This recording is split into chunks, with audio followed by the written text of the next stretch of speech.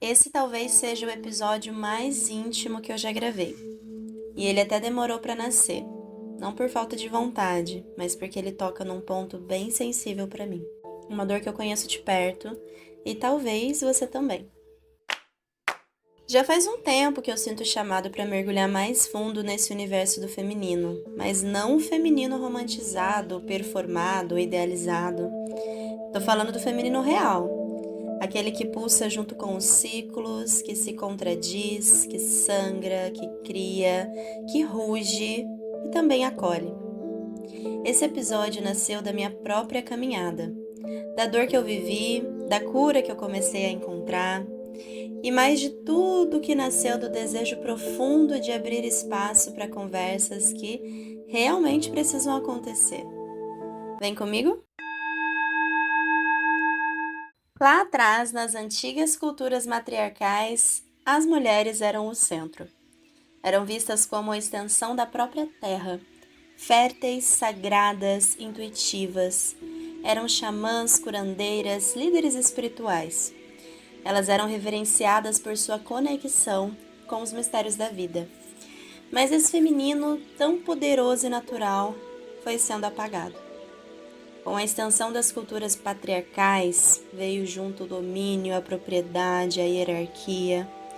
A mulher de sagrada virou perigosa, de curandeira virou bruxa, do centro do templo ao silêncio dentro de casa. Nosso corpo foi controlado, nossa voz desacreditada, nossa raiva reprimida. A mulher selvagem virou uma ameaça, e a ameaça, a história mostrou, precisa ser queimada, calada, domesticada.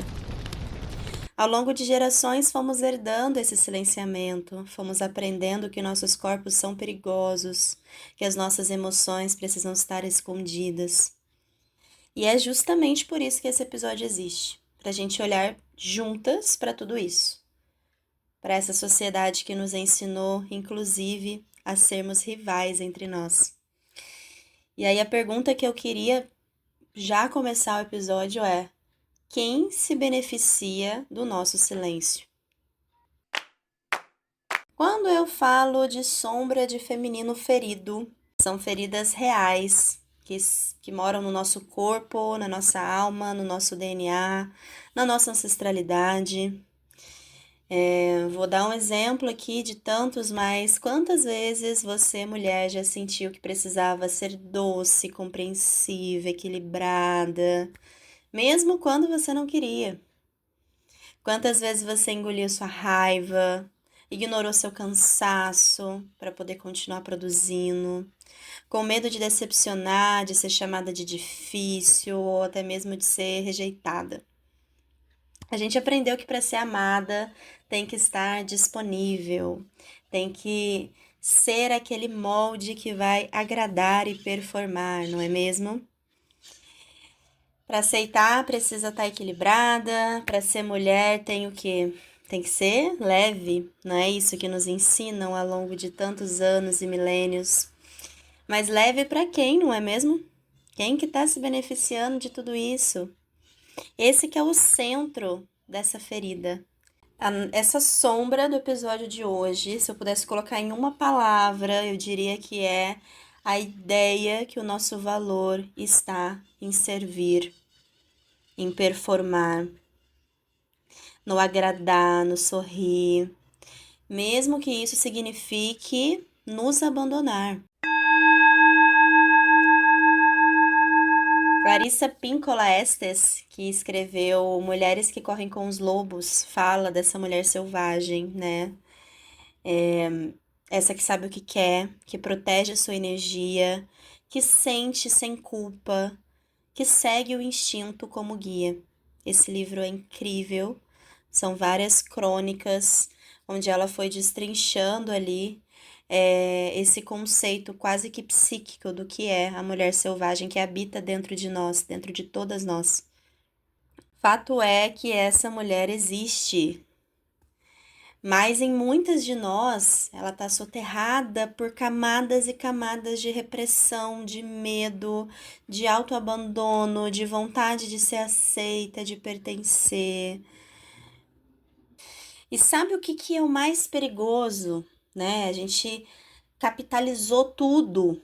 E até essa sombra desse feminino reprimido está sendo capitalizado. Uma outra camada aqui, que eu acho até um tema bem delicado de falar, mas acho importante ressaltar, é o conceito de sagrado feminino dentro de um olhar de positividade tóxica, dentro de um olhar de não perceber ali os privilégios de classe, né? Então, o feminino sagrado que tem que estar o tempo todo curada, alinhada, grata. Quando não tá atraindo algo negativo para a vida, né? Então, são muitas camadas aí essa ferida do feminino que ela vai se mascarando que a gente nem percebe. E tem o clássico também, que é aquele que nós fomos ensinadas a sermos rivais. Há um tempo atrás, viralizou, furou a bolha aí num pessoal teen de 16 anos, pessoal meio celebridade, eu não sei, nem faz parte da minha bolha, mas recentemente apareceu pra mim, né, um negócio que virou trend topics, assim, de uma adolescente que brigou com a outra porque a outra começou a seguir o perfil do namoradinho e isso virou um rebuliço que a internet toda ficou falando disso. E a gente tá falando de duas meninas de 16 anos, né? Então viralizou o quê? A rivalidade feminina, duas meninas brigando e disputando, entre aspas, né? Não sei o conceito ali, mas por conta de um homem. Então, esse tipo de dinâmica de situação ainda reverbera muito no nosso inconsciente coletivo, né? Por que que é tão difícil a gente ver uma mulher de verdade como uma parceira ali na jornada? Por que que tem ainda esse olhar de rivalidade? Eu acho interessante que com os homens não é assim que funciona, né? Eu vejo os homens muito mais parceiros e se apoiando do que as mulheres. Essa dor do feminino ferido tem muitas camadas e tem uma também que eu acho importante a gente ressaltar aqui, que é a nossa desconexão com o nosso próprio ciclo, né? A gente vive num mundo que nos ensina que temos que trabalhar, performar 8 horas por dia em um sistema linear, um sistema produtivo quase que testosterônico, né? Feita de homens para homens, que valoriza o fazer, o entregar, o avançar a cada dia mais. E aí nessa a gente esquece que o nosso feminino ele é cíclico, é como uma maré, faz parte da lua, é o ventre. A gente tem fases de expansão e de recolhimento, de energia intensa e de silêncio profundo. E aí a gente vai sendo ensinada a duvidar do nosso próprio ritmo, a se entorpecer de remédio, a evitar até mesmo menstruar, para poder forçar ali uma produtividade e sempre desconfiar da nossa sensibilidade como algo errado. Como a TPM, né? Nossa, a TPM para mim também, ela não tem como eu virar e falar que é uma amiga, mas é algo que cada vez mais me aproxima da minha necessidade daquele momento, daquilo que eu tô escondendo, colocando em coisas, fazendo coisas para não ter que pensar. E aí chega a TPM e aquilo grita, aquilo vem com tudo, né? Tanto que hoje em dia eu consigo ver a TPM como TPM, tempo para meditar.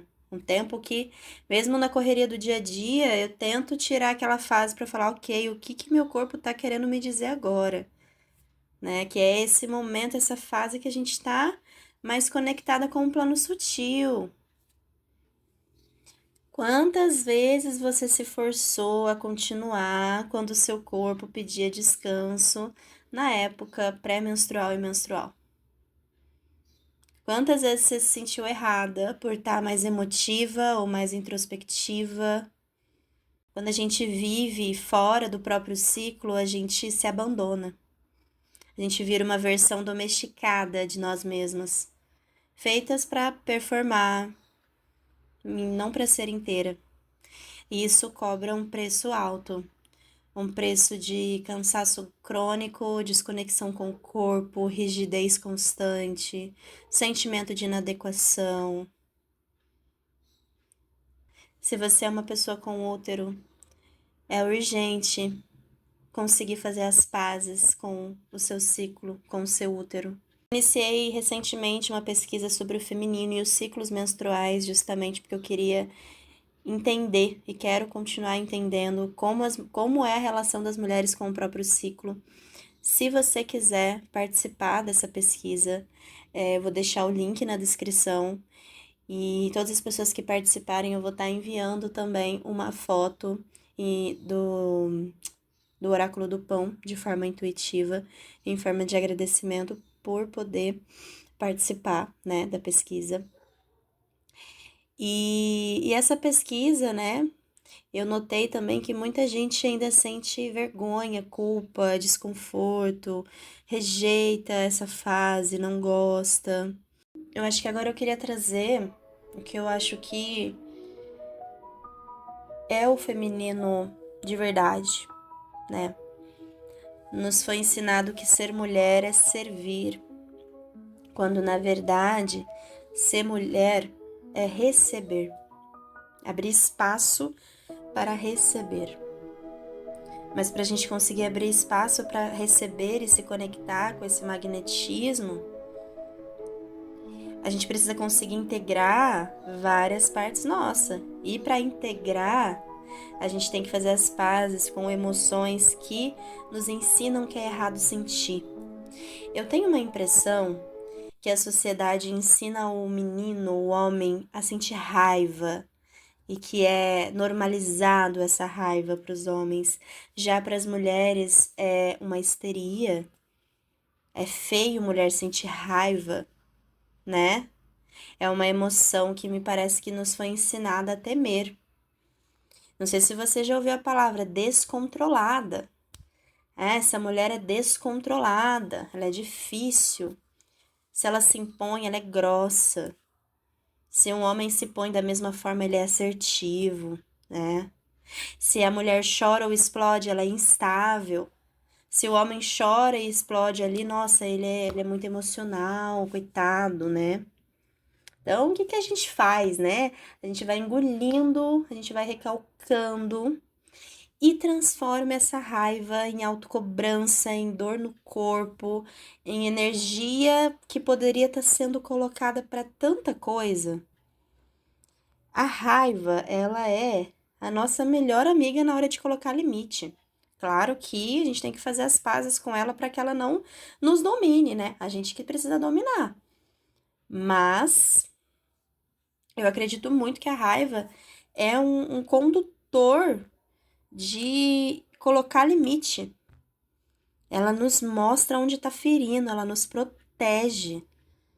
Reprimir essa proteção é dar de bandeja a nossa energia para alguém. E é justamente isso que esse sistema patriarcal faz por tanto tempo, né? Por isso que a raiva ela é tão recriminada para a mulher. Porque se a mulher sente raiva, ela começa a se posicionar e ali grandes coisas começam a acontecer. Ali a gente começa a se conectar de verdade com o nosso instinto, com o nosso poder. A raiva, ela é libertação também. Então, o feminino é abundância porque ele sabe receber. Sabe que a pausa faz parte da criação, que o tempo da semente é sagrado para poder germinar, brotar. A gente aprendeu a funcionar como máquinas, mas a gente não é máquina. O ciclo feminino é lunar, é espiral. Ele quer espaço para sangrar, para silenciar quando quiser, para morrer, para renascer, para criar, para produzir. É nesse espaço que mora a verdadeira abundância. Só quem honra o seu vazio consegue receber de verdade. Só quem pausa, escuta a si mesma. Só quem silencia canaliza o novo. O silenciar é para canalizar, não para reprimir. A abundância feminina não nasce do controle.